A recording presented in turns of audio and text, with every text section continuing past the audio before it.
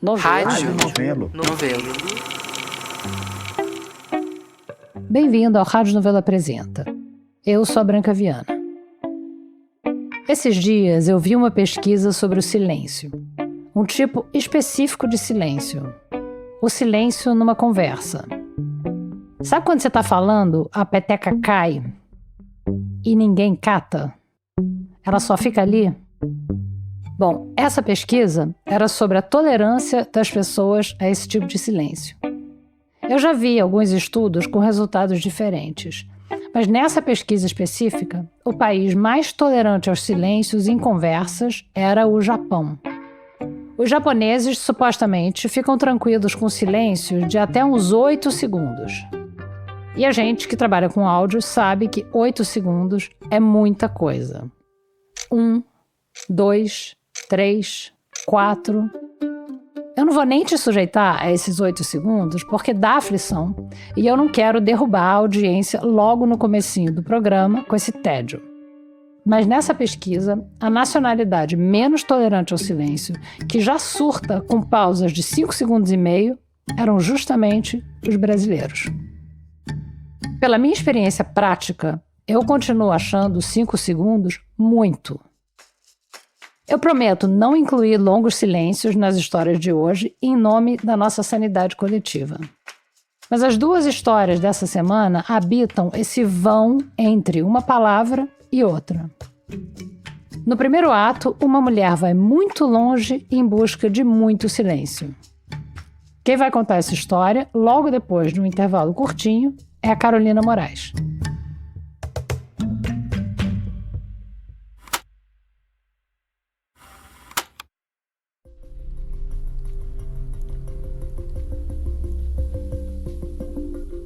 Eu descobri uma palavra nova recentemente: invernagem. Invernagem é um tipo de viagem em que navegadores vão para uma região muito fria do mundo, onde o mar congela durante o inverno, e eles ficam lá por meses no gelo. Navegadores fazem esse tipo de viagem há muito tempo. E eu conversei com uma pessoa que conheceu essa palavra bem antes de mim.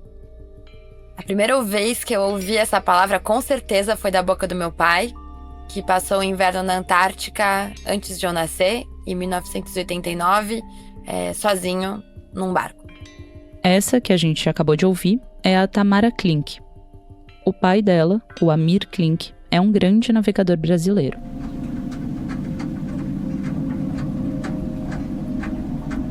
Eu imaginava uma viagem escura, solitária. É uma experiência muito isolada. Você, um barco, gelo e vento para todo lado. E com um detalhe: nos polos quase não tem luz do sol durante o inverno.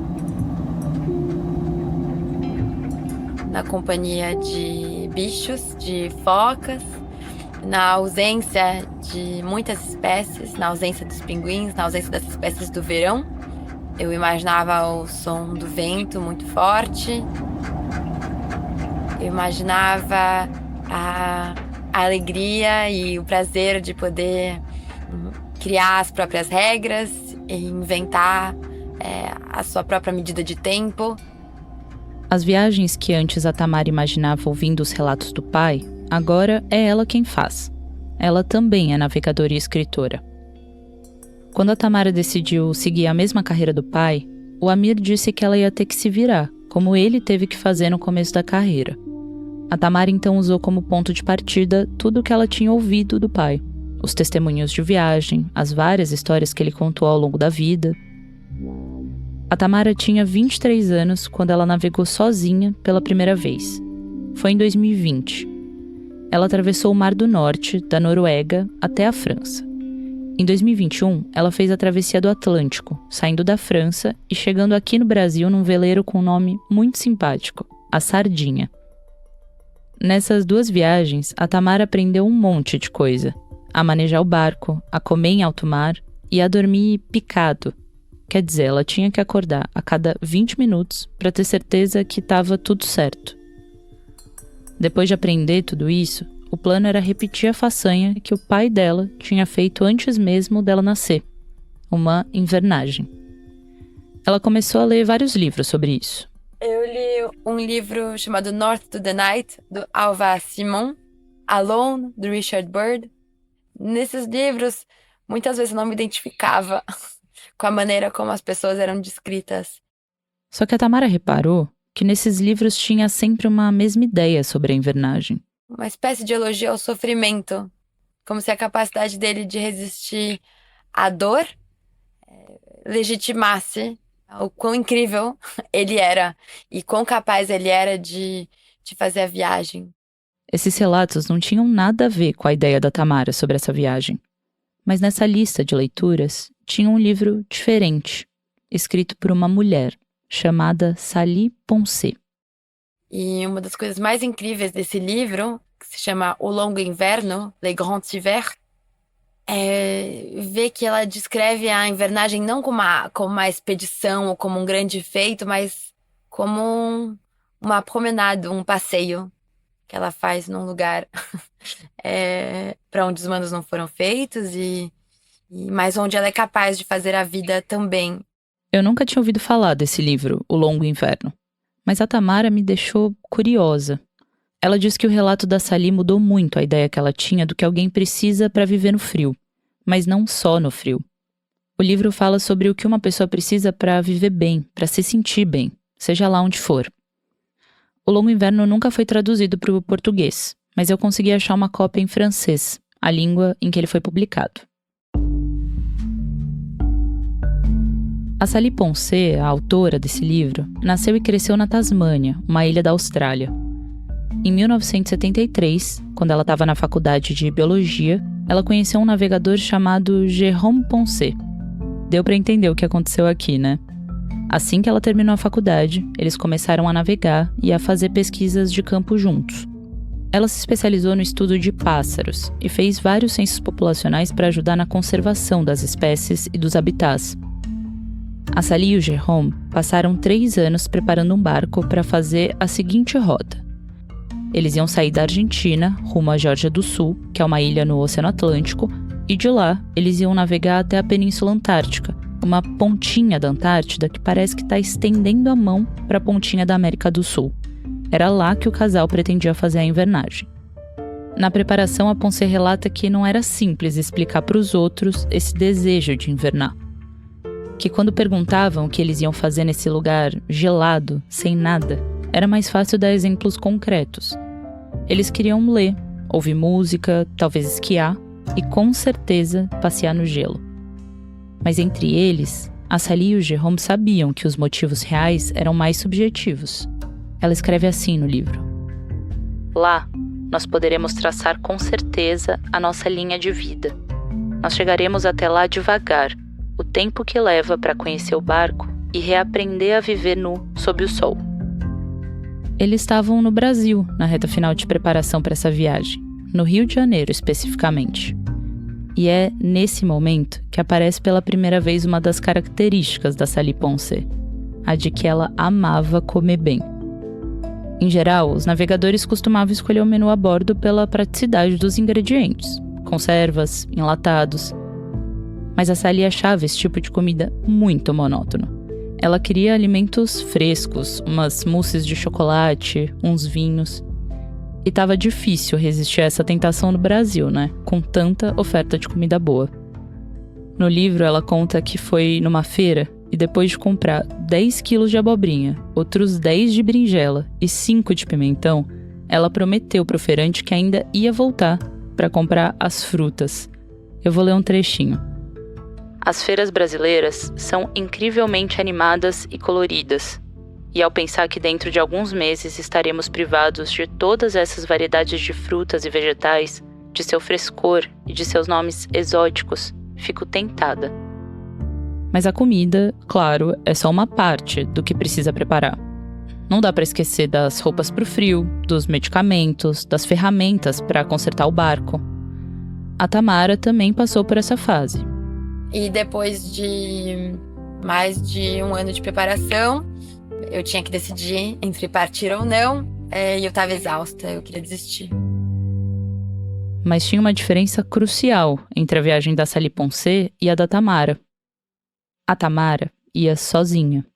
Eu sou comandante, imediata, sou mecânica, navegadora, eletricista, no barco médica, psicóloga, cozinheira. No barco eu sou tudo. E quando a gente navega em solitário, a gente não precisa ser bom em tudo, mas a gente não pode ser ruim em nada. A Sally Poncet resumiu no livro a questão que parece atormentar todos os navegadores durante a preparação. Ela diz assim: construir um barco leva muito tempo, e a menos que você tenha um orçamento ilimitado, sempre se depara com o seguinte dilema: ficar mais um ano para terminar tudo direito, ou sair o mais rápido possível com algo temporário. Em 1977, a Sally e o Jérôme já estavam decididos. Eles tinham que partir, do jeito que dava. Para Tamara, em 2023, também foi assim.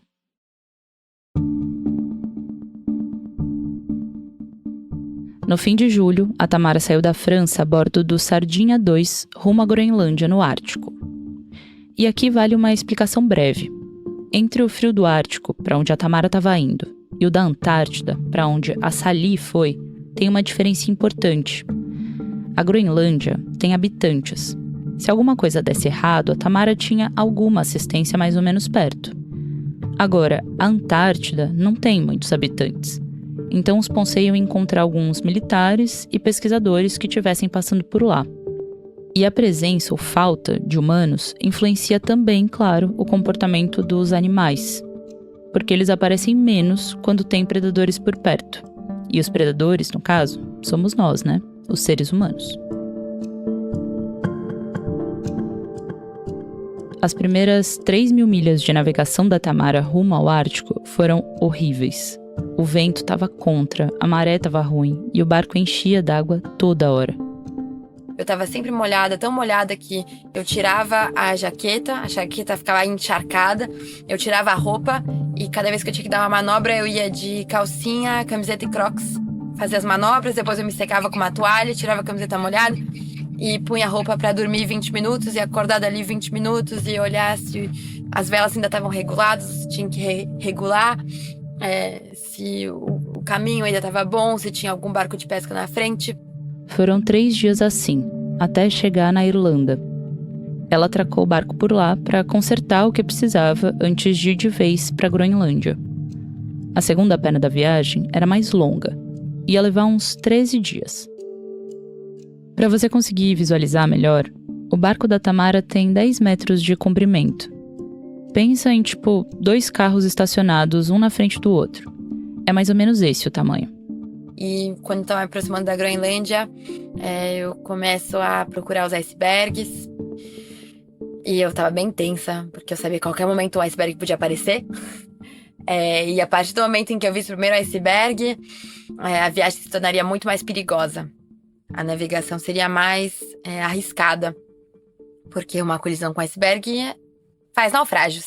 A gente sabe, desde o Titanic, todo mundo sabe, é senso comum que iceberg afunda barco. Ela passou 4 ou 5 dias procurando esse primeiro iceberg e levou um susto quando viu da janela do barco dela uma mancha escura lá fora. E eu tentava identificar o que era essa mancha escura. Era uma mancha meio horizontal, bem na linha do horizonte. E eu olhava de longe e não entendia, porque eu achava que os icebergs eram brancos. Mas o que é aquilo? Tem uma forma estranha. E aí eu lembrei que era terra. Aí eu começo a me aproximar dessa terra, e aí os icebergs começam a aparecer. E eram gigantescos, eram icebergs maiores do que cidades. E passando por eles, eu me sentia minúscula. Era como me aproximar de uma montanha gigantesca, flutuando em cima d'água. E eu olhava com os binóculos do alto dos icebergs e lá no alto eu via muitos pássaros. Eram vários tipos de pássaros, gaivotas, 30 réis. E alguns desses icebergs perdiam pedaços, e os pedaços faziam tsunamis na água com ondas que quebram.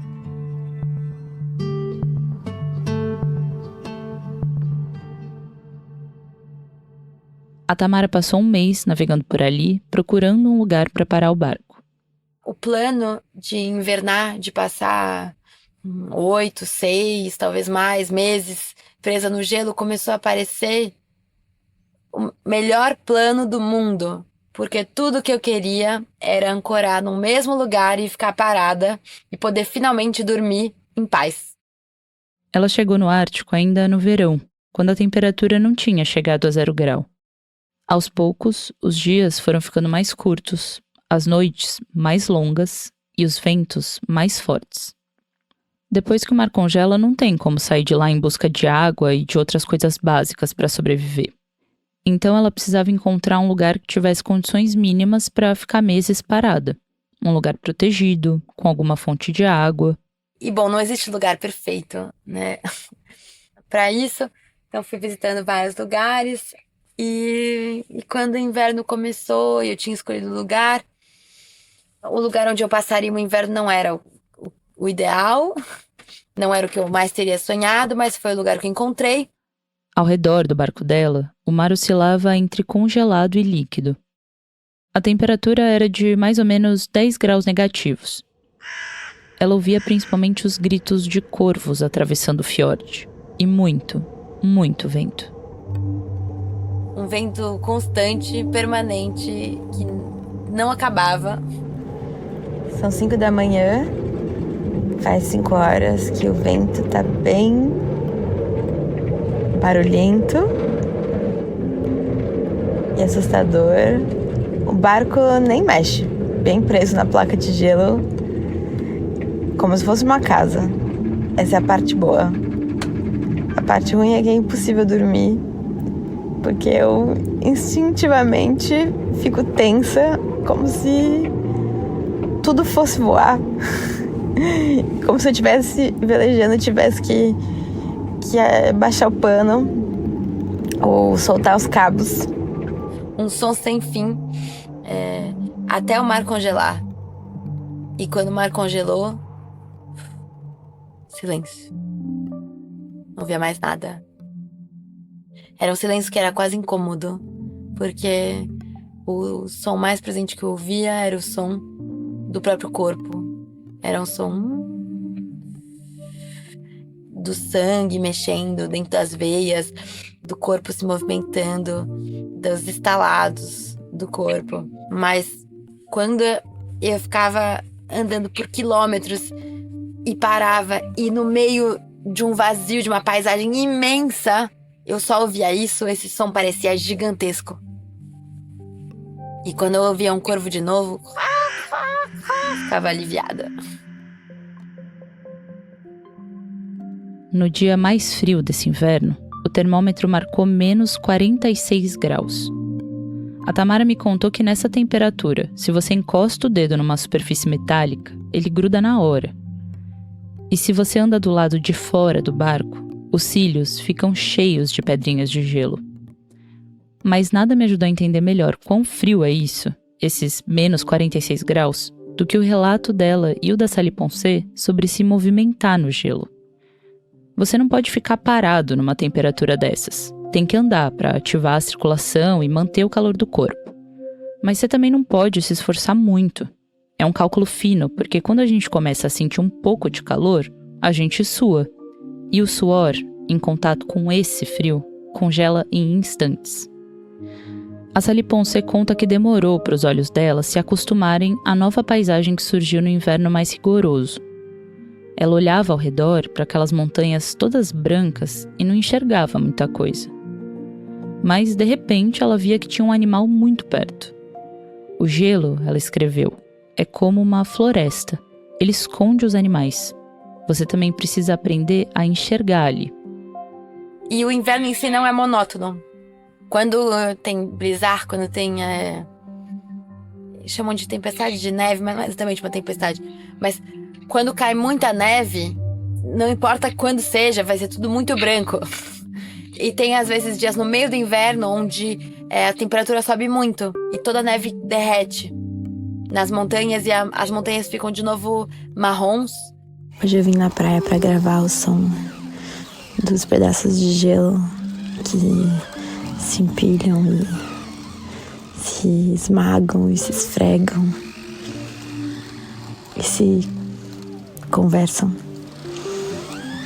perto da terra, espremidos entre a grande placa de gelo e as pedras da borda, ouvi só.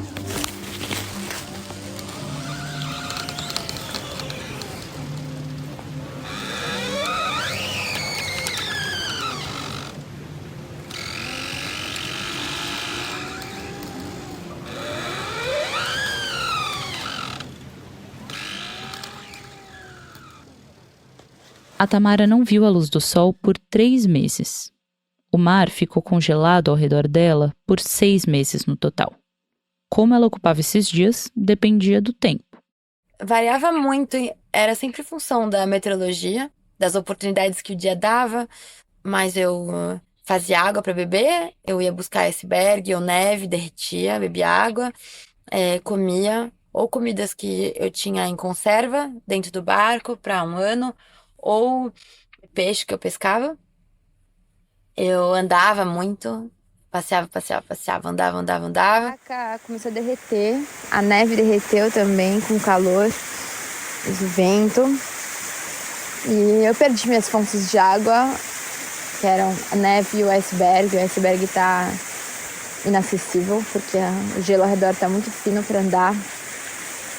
Comecei a ficar preocupada, como é que eu vou fazer para ter água para beber?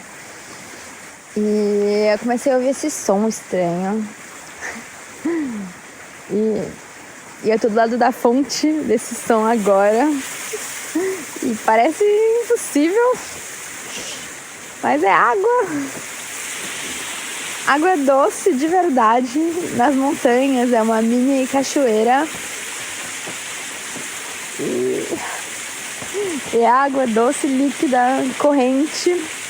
Parece mágica. Eu nem sabia que isso podia acontecer. Quando eu cheguei em novembro, não tinha essa fonte. Eu acho que vem da neve derretida na montanha. Eu enchi umas garrafas para beber. Ela é meio verde, mas sem gosto de água.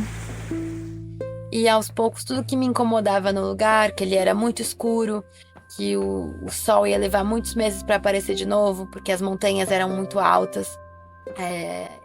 O fato de ter poucos lugares para passear, porque as montanhas eram muito íngremes.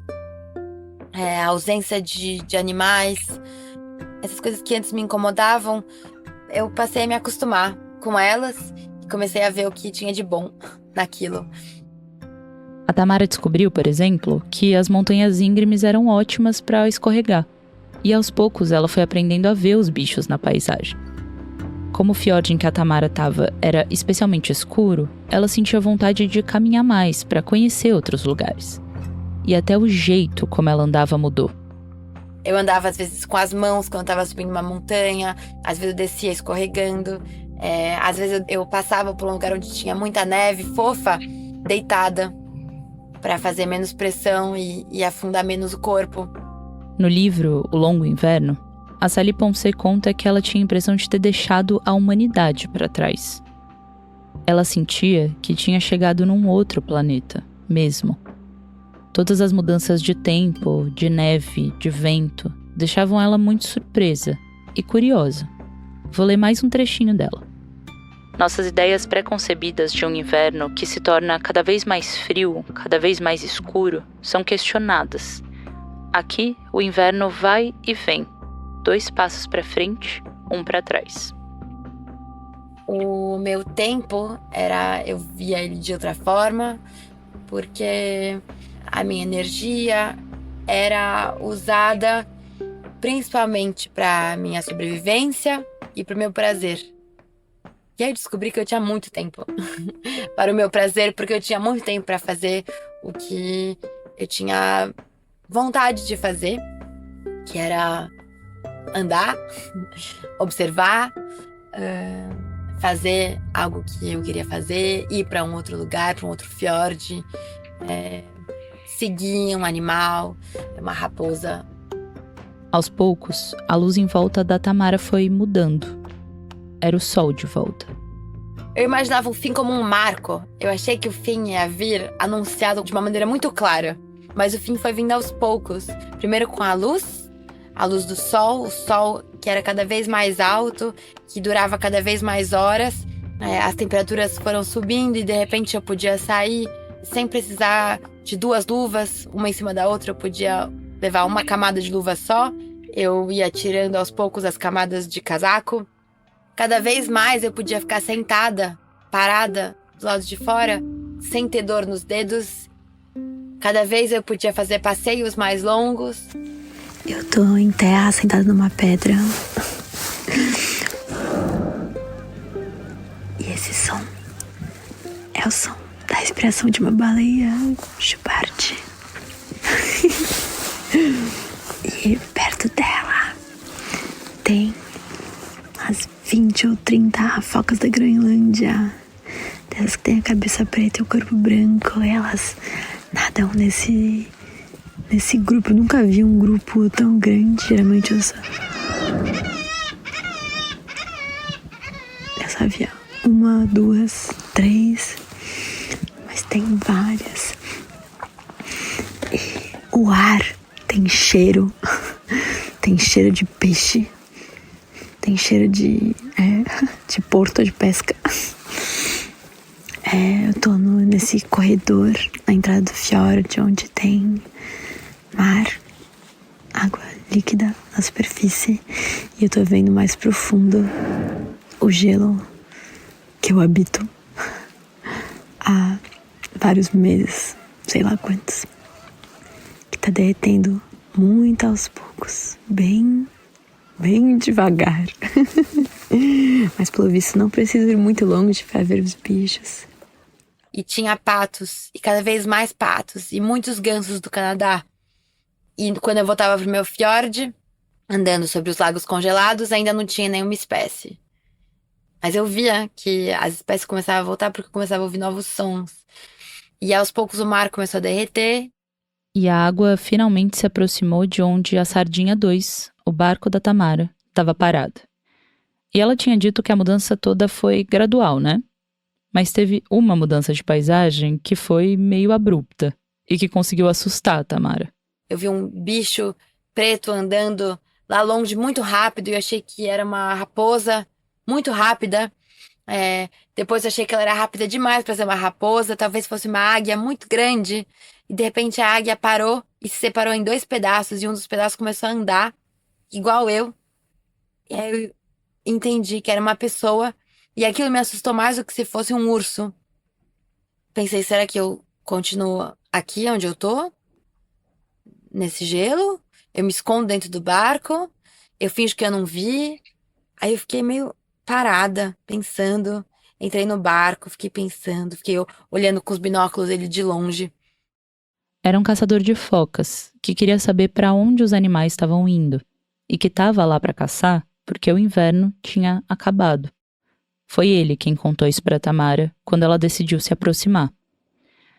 O anúncio de uma nova estação veio de um outro ser humano.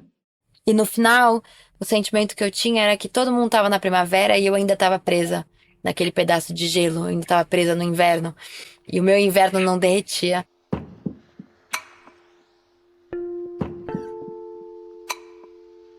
No longo inverno, a Sally Ponce conta sobre como a vida ia mudando conforme a temperatura ia subindo.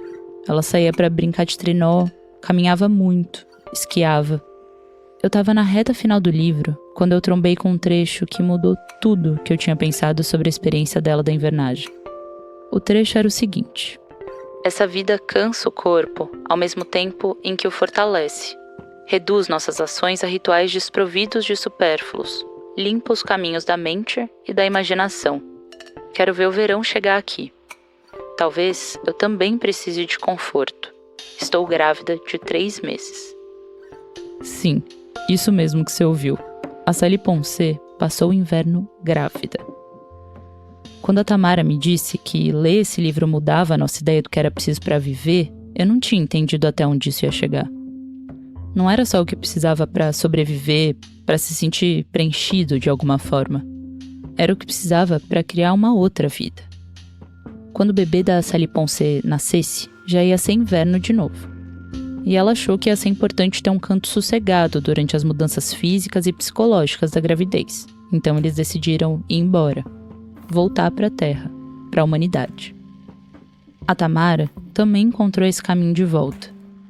Quando a gente conversou no ano passado, ela estava na cidade de Ilulissat, na Groenlândia, na companhia de amigos. E eu gostava. Eu gostava de estar só, mas aquilo que antes tinha me dado muita liberdade, que era estar só no gelo, começou a me trazer o sentimento de limitação ou de prisão. A Sally Ponce escreveu que ela ficou feliz de voltar a navegar depois dos 9 meses que o barco ficou parado no gelo. E apesar de ela e o Jerome terem decidido não emendar mais uma invernagem, eles não saíram do barco, e nem das baixas latitudes. Eles voltaram para a Geórgia do Sul, aquela ilha onde eles tinham feito a primeira parada antes de ir para a Antártida. O longo inverno termina assim. Essa invernagem, inicialmente concebida como uma experiência única, até mística, nos revelou uma vida simples, particularmente saudável, desprovida não de dificuldades, mas de falsas preocupações. Eu tenho o privilégio de fazer isso como meu trabalho, é minha profissão, navegar e escrever. E nem todo mundo terá o privilégio de se isolar num lugar sem humanos, porque eu fui muito longe para poder estar só. A Tamara acha que todo mundo devia poder ter essa experiência, por alguns minutos que fosse, para se livrar não das dificuldades da vida, mas das falsas preocupações. Para entender o que pode ser viver sem rosto e não agradar a ninguém além de si mesma.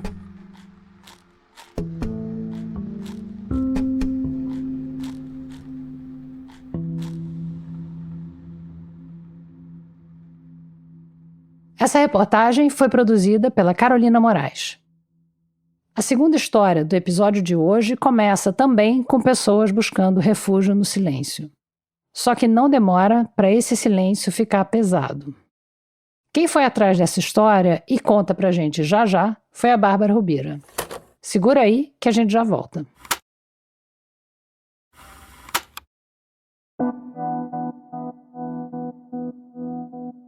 Essa é uma história de mães e de filhas.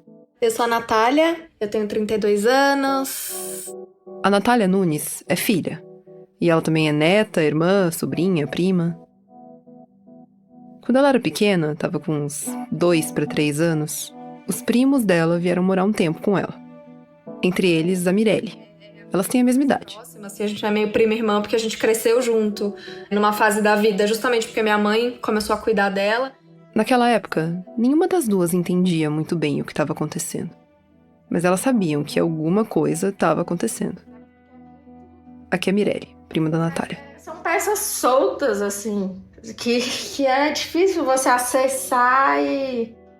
Eu sou a mais nova, tem a minha irmã, que é a do meio, e o meu irmão, que é o mais velho. Os meus irmãos, eles entendiam que ela faleceu, que ela morreu, que ela não estava mais ali. Eu tinha 3 anos, então uma criança de 3 anos, ela não sabe. Assim, ela só é carregada ali para os lugares, mas não sabe. Eu não sabia que eu estava no enterro da minha mãe. Minha irmã Lucilene, ela é mais velha do que eu. Essa é a Francilene, mãe da Natália, tia da Mirelle. Foi um período bem assim, complicado, deixar 3 filhinhos assim, pequenos, e na época eu também tinha 3 filhos pequenos.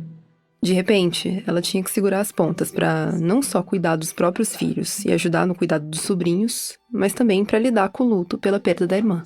Ela tinha acabado tinha 1 ano e pouquinho que ela teve um bebê e começou a amamentar e sentiu uma coisa estranha, sentiu que estava muito, o peito muito grande, muito aquela coisa incomodando. Foram fazer os exames, viram que era um tumor já muito grande e já estava com uma metástase. Foi muito rápido. A Lucilene faleceu depois de 2 anos de tratamento. Ela tinha só 30 anos. Uma coisa que como foi muito difícil para minha família, eu sinto que também foi difícil para eles trabalharem essa informação comigo, porque perguntava, e a minha mãe? Não, ela adoeceu, ela ficou muito doente, ela ficou fraca, mas ela amava muito vocês. Cada pessoa lida com o luto de um jeito, né? Mas a Mirelle sentia que sobrou pra ela o silêncio. A dificuldade de até mesmo tocar no assunto. De falar da mãe, das memórias com ela e da doença. Foi só anos depois, já um pouquinho mais velha, que a Mirelle foi entender que a mãe dela tinha tido câncer de mama. Depois eu fui entendendo que era uma doença muito grave, que era uma doença que tinha acarretado na morte da minha tia.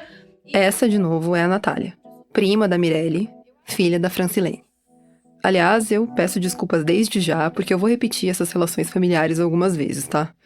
É que essa árvore genealógica, você vai perceber, é importante pra essa história aqui. A minha família tem uma árvore genealógica muito maluca, Bárbara. Ainda criança, a Natália também não entendia muito bem o porquê, mas ela já tinha reparado numa coisa. Putz, minha avó não tem uma mama. Sim, minha mãe teve câncer de mama aos 42 anos. Quando descobriu, ainda estava muito pequenininho. Ela fez a cirurgia, né? Além de uma mastectomia, ela passou também por sessões de quimioterapia. Na época também era uma medicação muito pesada, muito complicada. Ela passava muito mal. A gente nunca tinha, assim, parado para pensar, porque também era o primeiro caso que eu tinha visto. Eu nunca tinha tido, assim, lembrança de outro caso na família ou de alguém que eu conhecesse. Hoje ela tem 84 anos e nunca, graças a Deus, nunca teve uma outra situação. O caso da mãe da Mirelle, então, foi o segundo diagnóstico de câncer de mama na família. Alguns anos depois, veio outro. A outra irmã da Francilene, tia das meninas. Ela passou por tratamento, radioterapia, quimioterapia. Hoje ela tá curada, mas sempre acompanhando muito de perto. Então, para recapitular aqui. 3 mulheres, 3 diagnósticos de câncer de mama em uma mesma família. O câncer é uma doença que pode ser causada por diversos fatores. Podem ser fatores externos, ambientais, fatores hormonais, comportamentais e também fatores genéticos. O câncer de mama de caráter hereditário não é super comum. Ele corresponde a entre 5% e 10% dos casos da doença. Mas numa família como a da Natália e da Mirelle, com vários casos em parentes consanguíneos, e casos bastante similares, já que os 3 diagnósticos aconteceram antes dos 50 anos, tudo isso aponta fortemente para um fator hereditário. E aí a família começou a ter essas conversas de, olha, na sua família o câncer de mama é muito grave, o câncer de mama tem um peso muito grande, a gente precisa testar com uma regularidade muito maior do que as outras pessoas. Comecei a entender que eu também precisava me cuidar, porque era algo que atingia a minha família, que era algo hereditário. Eu sempre tive medo de completar 30 anos. Assim. 30 anos, porque era a idade que a mãe dela tinha quando faleceu. A Mirelle fazia exames periódicos de rastreamento desde os 20 e poucos anos. Mas tinha um exame que ela vinha postergando. O teste genético. Porque eu tinha pavor de saber, assim. Já fazia um tempo que os médicos da Mirelle tinham recomendado que ela fizesse o teste para mutação nos genes BRCA. BRCA é uma sigla, uma abreviação de Breast Cancer, que é câncer de mama em inglês. E são 2 genes, na verdade, BRCA1 e BRCA2. Eles foram descritos na década de 90. Um câncer, talvez você lembre das aulas de biologia, acontece quando as células do corpo começam a se multiplicar de maneira descontrolada. Essas células anormais formam tumores malignos e podem até se espalhar para outras partes do corpo. Os genes BRCA não causam câncer. Aliás, eles são genes que todo mundo tem. Eu, você, todo mundo. Na verdade, eles são chamados de genes supressores tumorais. O papel que eles desempenham é na prevenção do câncer, reparando o DNA e agindo para que essa replicação descontrolada das células não aconteça. Mas às vezes acontece desses genes supressores terem uma mutação. E aí, com a mutação, o gene não consegue desempenhar esse papel supressor da forma correta. Por isso, quem tem mutação nesses genes tem um risco aumentado de desenvolver câncer ao longo da vida. Especialmente o câncer de mama, por isso o nome BRCA. Mas também câncer de ovário e, em menor grau, câncer também de pâncreas, próstata e pele. Não quer dizer que alguém que tenha mutação vai definitivamente ter um câncer em algum momento da vida. Mas o risco é, sim, maior. Para você ter uma ideia, a estimativa é que 12% das mulheres sejam diagnosticadas com câncer de mama ao longo da vida. Entre as mulheres com mutação no gene BRCA2, o risco varia de 45% a 69%. Mas vamos voltar para nossa árvore genealógica. Sabe quando você coloca por debaixo do tapete, porque é mais fácil. Eu tinha tanto medo de descobrir alguma coisa que eu simplesmente não fazia. A tia da Mirelle e da Natália, aquela que passou pelo diagnóstico e pelo tratamento de câncer anos atrás, já tinha feito o teste genético e tinha detectado a presença de mutação no BRCA2. Depois, a irmã mais velha da Mirelle passou pelo teste, que também deu positivo para a mutação. E aí, depois que a minha irmã confirmou, eu tive coragem, uma primeira coragem, de fazer o teste de genética. Tipo, é isso que eu tenho que fazer? Então tudo bem, eu vou fazer. A Mirelle fez o teste e descobriu que ela também tem a mutação no gene BRCA2. E aí já foi, assim, um terremoto na família. Um terremoto que balançou também o chão da Natália. Nunca tinha parecido, assim, uma coisa tão grande quanto é, sabe? Tipo, a história da minha avó, putz, é uma história muito antiga, assim, é uma história muito longe. A história da minha tia, eu era criança, não tinha tido tanta coisa assim. Mas foi do ano passado pra cá que as minhas primas começaram a ser testadas, filha dessa minha tia que faleceu, que eu comecei a pensar assim, caramba, acho que são todas as mulheres da minha família que têm a mutação, assim. Várias coisas foram se somando. A Natália também tinha chegado nos 30 anos. Ela acompanhou todo o processo que as primas tinham passado. E por coincidência, ela tinha começado a trabalhar numa empresa que trabalha justamente com detecção precoce de câncer. E parece que virou um grande caldeirão, assim, e aí? Você vai fazer? Você não vai fazer? Ela começou a achar também que não dava mais pra colocar isso pra baixo do tapete. É que não é um exame que acaba em si, né? Se for um exame positivo, tem várias outras coisas que eu preciso fazer depois, então... De tudo, esse era o que mais estava pegando pra Natália. As decisões que ela ia ter que tomar se ela descobrisse que ela também tem a mutação. Para quem tem a mutação nos genes BRCA, como o risco de câncer é maior, é recomendado que os exames de rastreamento sejam feitos com maior frequência. Porque quando o câncer de mama é detectado de maneira precoce, ainda no início, a chance de cura é alta. E tem ainda outros caminhos possíveis. Algumas pessoas que detectam a mutação decidem fazer cirurgias redutoras de risco. Foi o que rolou com a Angelina Jolie, por exemplo. Você lembra disso? A mãe dela morreu aos 56 anos, depois de quase uma década tratando câncer de mama e de ovário. A avó e uma tia da Angelina também tinham tido câncer. Aí ela fez o sequenciamento genético e descobriu que ela tinha mutação no BRCA1. Para diminuir os riscos do câncer, a escolha dela foi fazer uma dupla mastectomia preventiva. Ela tirou os 2 seios. Alguns anos depois, ela tirou também as trompas e os ovários, porque a mutação também aumenta o risco de câncer nessas áreas. Na época, ela chegou a escrever sobre essa decisão no New York Times. Ela diz que decidir fazer essa cirurgia não foi fácil, mas que ela quis falar publicamente sobre o processo para incentivar outras mulheres com um histórico similar a buscarem informação e acompanhamento especializado, para elas também poderem fazer as próprias escolhas informadas. Era isso que a Natália queria também, quando ela escreveu pra gente. Compartilhar um pouco do processo da família dela nessa busca pela informação. E as escolhas que elas iam ter que tomar quando todas as cartas estivessem na mesa. Pra gente conseguir, como mulheres da família, estar cobertas do que a gente precisa fazer, né? Começar a pensar nas outras coisas, pensar nas próximas fases. A gente precisa resolver isso logo, assim, pra, como família, a gente passar pra uma nova fase, assim, pra uma nova história. Porque já deu. Eu gosto muito de histórias, eu gosto muito de viver histórias, mas eu me encho delas fácil também. Então, no momento que precisa resolver, eu gosto muito de tê-las resolvidas, sabe? Como a mãe e as 2 irmãs da Francilene, a mãe da Natália, já tiveram câncer de mama, ela sempre fez um acompanhamento médico muito regrado. Exames regulares. Eu faço a mamografia e faço a ressonância. Mas por mais que os médicos já tivessem indicado o teste genético para ela também, ela nunca tinha se convencido a fazer.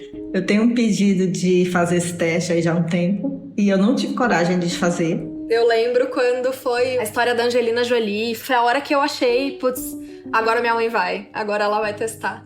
E aí minha mãe não foi. Não foi gatilho o suficiente pra ela ir, mas ela fica, esse ano eu vou. E aí acabou que não, até hoje não foi. É o medo. O medo de dar positivo e eu não saber lidar com a situação. De novo, é importante eu falar que ter a mutação genética não é nenhuma sentença de morte. Longe disso. Mas a Francilene perdeu uma irmã, acompanhou de perto o tratamento da mãe e de outra irmã. É uma marca que fica assim na gente para sempre, né? De você que já teve uma experiência dessa na família, é muito difícil, é muito ruim. A gente acaba sofrendo assim dobrado, sabe? Porque você vê os seus sobrinhos ali sem mãe e você tem a possibilidade de acontecer com a gente também, que era o meu pensamento. Eu sei que é um drama pra ela, eu sei que é muito difícil. Meu pai relata coisas tipo: sua mãe dormiu chorando essa noite com medo, sua mãe quer testar, mas não tem coragem, sua mãe tem medo de precisar fazer a cirurgia. A Francilene carrega esse medo sempre com ela. De 6 em 6 meses, quando ela vai fazer os exames de rastreamento, ela não dá conta nem de abrir o resultado. Eu nunca abro. Porque eu tenho muito medo, porque às vezes tem uma palavra que eu não vou compreender e eu vou ficar sofrendo, tá? Então eu sempre levo para ela lá no consultório. Ela acha muito engraçado. Ela fala, geralmente as pessoas vêm aqui já com o exame aberto, já pesquisaram no Google e tudo, e você traz fechado. Eu prefiro que você me diga o que tem do que eu ficar pensando nisso e naquilo. A Natália sempre foi a favor de que a mãe fizesse o sequenciamento genético. Porque ela se preocupa com ela, claro. Mas também porque ela ouviu de médicos com quem ela conversou que seria legal ter o sequenciamento da mãe dela antes dela mesma fazer, já que a mutação passa de pai para filho. Já tá decidido que eu vou fazer. Tá decidido. Quando eu conversei com a Francilene pela primeira vez, em meados do ano passado, ela estava assim, decidida. Eu vou fazer esse exame, assim que eu tiver o resultado eu te aviso. Mas enfrentar o medo não é uma coisa simples. Você falou com a minha mãe, né? Deve ter visto que ela disse que vai fazer, mas ela não vai. Em defesa da Francilene, ela me disse que ia fazer, mas não disse quando. Aí os meses foram passando. 1 mês, 2 meses, 3, 4... Anteontem, na verdade, ela falou: tá na mesa da cozinha, o exame tá lá, o papel tá em cima da mesa da cozinha pra eu ligar pra marcar. Na mesa da cozinha, supostamente o lugar onde as coisas acontecem. Mas o papel ficou ali um bom tempo. Meu pai me ligou meio esbaforido, assim, acho que umas 5 da tarde, falando: porque a sua tia me puxou de canto e disse que eu preciso convencer a sua mãe. E aí ele fica nervoso também, porque ele obviamente não pode obrigar a minha mãe a fazer. E eu acho que a minha mãe deu uma espanada com ele e falou pra ele que tava sem tempo. Eu falei: que tempo é esse, né? Que não tem tempo de fazer uma coisa que você precisa fazer em detrimento de cuidar dos outros, porque a realidade da minha mãe é essa, né? Ela não tem tempo pra fazer porque ela precisa cuidar do meu avô, porque ela precisa cuidar da minha avó, porque ela precisa, ou ela acha que precisa cuidar da gente, ela precisa estar sempre a serviço de todo mundo e acaba não fazendo dela. Uns meses depois, a Natália me mandou uma mensagem, dizendo que tinha novidades. Oi, Bárbara, tudo bem? Achei que devia te atualizar de algumas coisas. O pedido do exame tinha finalmente saído da mesa da cozinha. Agora, pra fazer o exame, ela me contou que ia fazer hoje. Ai, me deu vontade de chorar agora. É quase o fim de uma das sagas. Eu fiquei muito feliz que ela fez. Ai, tô chorando. Na Fernão Dias. Agora saiu da mão dela, né? Agora, de fato, esperar o resultado e ver o que acontece. E tanto com ela quanto... Ai, desculpa. Tanto com ela quanto com a gente depois. Mas aí eu vou te atualizando. Nervosa, muito nervosa. Eu tava muito nervosa. E foi engraçado que ela não contou pra ninguém da família, ela só me contou. Demorou uns 20 dias, acho que foi 20 dias pra sair o resultado. E aí eu perguntava pra minha mãe: e aí, mãe, tá pronta? Ela: não tá pronta ainda. E aí, mãe, tá pronta? Ela: não tá pronta ainda. Fiquei nessa. Eu falei: mãe, me manda a senha do exame que eu quero ver se tá pronto ou se não é possível. Aí ela falou assim: eles não me mandaram a senha. Eles ficaram de mandar por e-mail e não mandaram. Eu falei: você tá esperando o resultado aparecer de onde? Em que lugar? Porque eles falaram que eles iam me mandar, não sei o quê. Eu falei: mãe, se eles não te mandaram, você liga lá e pede a senha, né? Mas seu exame já deve estar pronto. Eu demorei. Eu protelei pra pegar. Aí quando eu cheguei no laboratório, entreguei o documento e tudo, aí ele foi imprimir o resultado pegou o envelope e eu falei, isso aí é envelope pra quê? Você vai botar o exame dentro? Ela falou assim, sim. Eu falei, não coloque não. Coloque não, porque senão depois eu não vou abrir. Ele estando aberto assim, eu vou ler. Deixa aberto. Aí eu sentei lá na mesa, fiquei, peguei um café. Aí fui olhar e vi lá, não detectado. Mas eu nem olhei o resto, só li essa frase.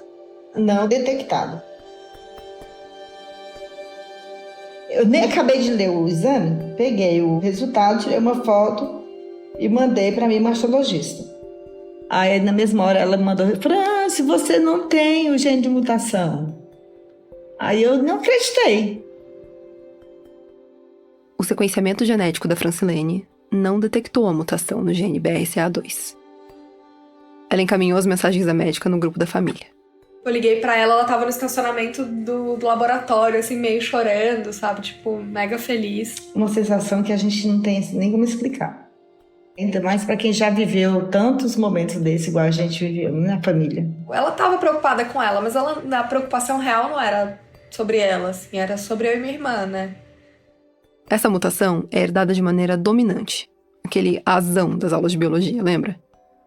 Então a Francilene não ter a mutação significa que a Natália e os irmãos dela também não vão herdar. Eu pensava muito assim, de levar isso pra frente, sabe?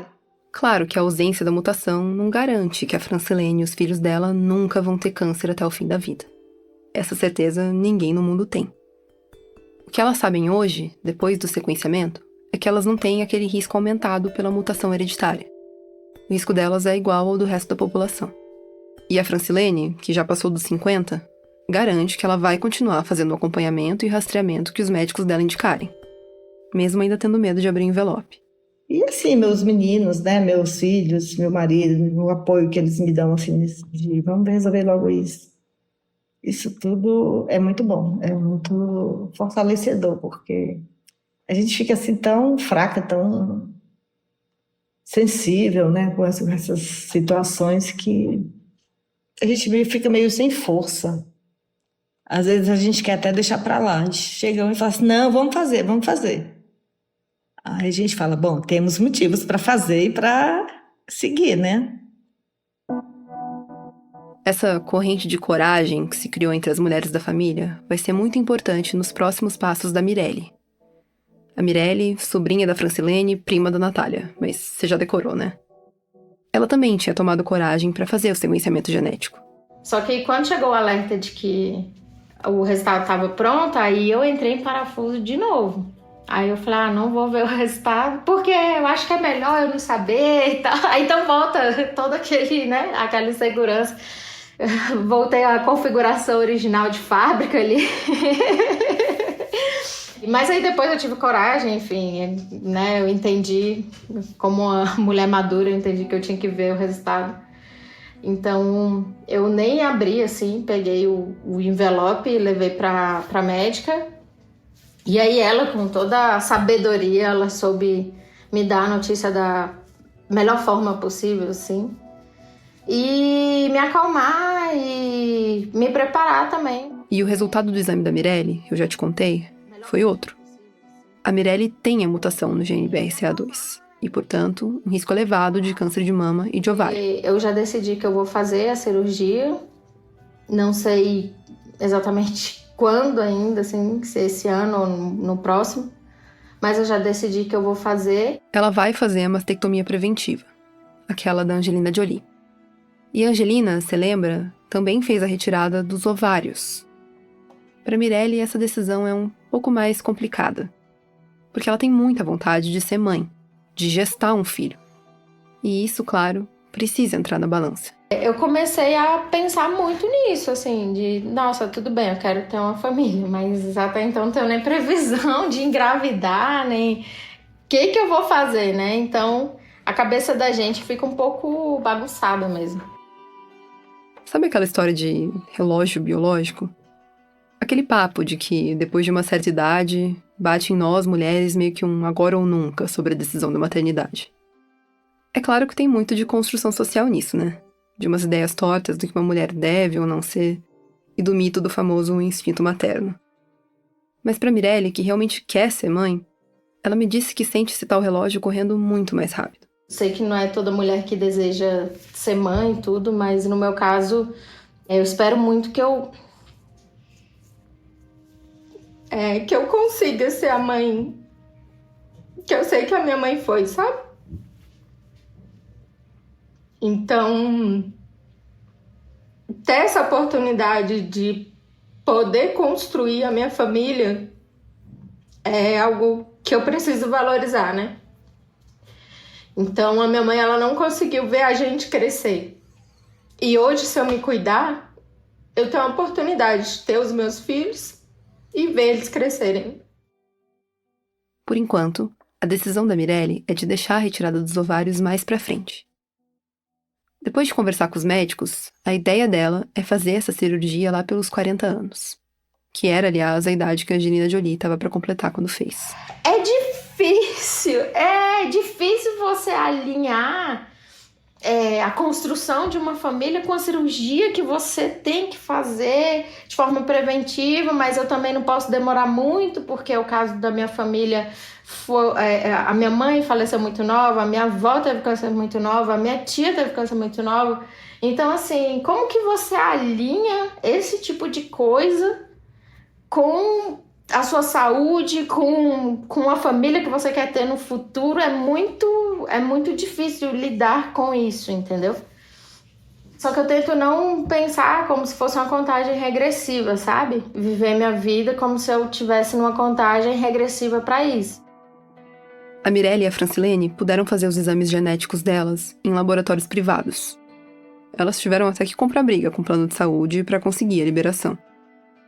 No final de 2024, a Comissão de Saúde da Câmara dos Deputados aprovou um projeto de lei que garante a mulheres que têm alto risco de câncer de mama o direito de fazer o teste genético do BRCA pelo SUS.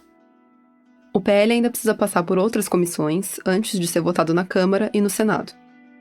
Alguns estados, como Goiás, já têm projetos ativos de testagem no serviço público.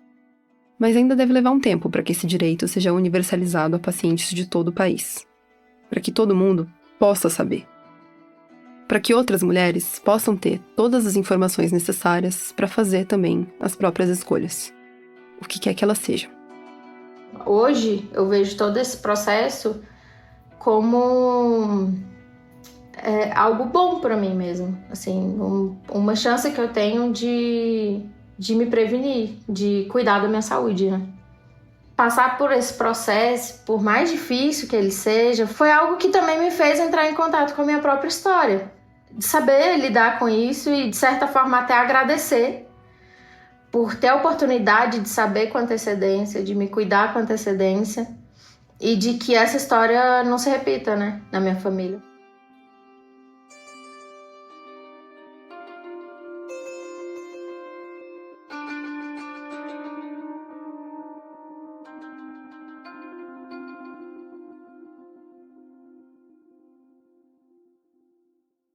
Essa reportagem foi produzida pela Bárbara Rubira. Nossos agradecimentos ao Dr. Fernando Vargas, que colaborou com a apuração. Essa reportagem teve o apoio do Instituto Devive, uma associação familiar sem fins lucrativos dedicada à prevenção de doenças crônicas não transmissíveis através de iniciativas que fortalecem o atendimento à saúde na ponta, ampliam o acesso a tratamentos e promovem conhecimento para que a prevenção de doenças crônicas não transmissíveis seja uma prioridade na saúde pública. A gente volta daqui a pouquinho.